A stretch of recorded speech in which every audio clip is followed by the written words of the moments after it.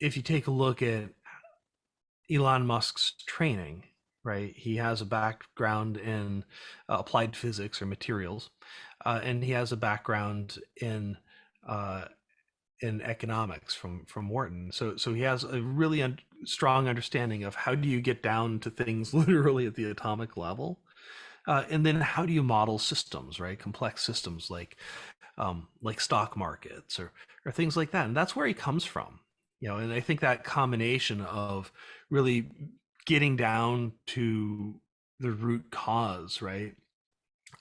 Understanding the reality, and then understanding how you model systems around that.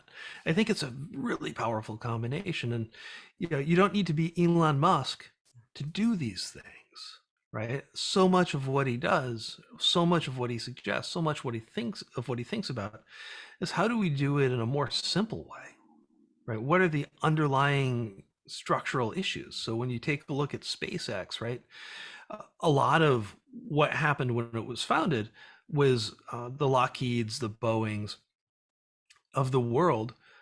They had PhDs, with 40 years of experience locked in, often in union labor contracts, which I'm not against union labor, but what it meant was that their cost basis was very, very high. And the government was basically paying them to stay in existence in case we needed nuclear weapons again. So they didn't have a real interest in innovating on small things that the government didn't pay for.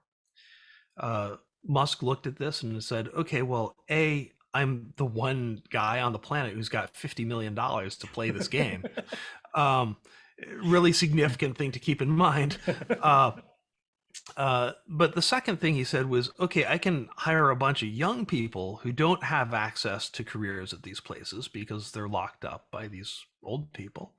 And I can take the types of innovation methods that we used in Silicon Valley to develop PayPal, and sort of more agile methods, and we can try and apply those to hardware. That was a relatively novel idea at that point in the United States, certainly in aerospace, where the concept had been about zero failure rate. Like, how do we remove all of the risk from the system after the space shuttle disaster? And so he turned the whole thing on his head. I mean, they were out there in some South Pacific island, like in their t-shirts, like firing off rocket ships at one point.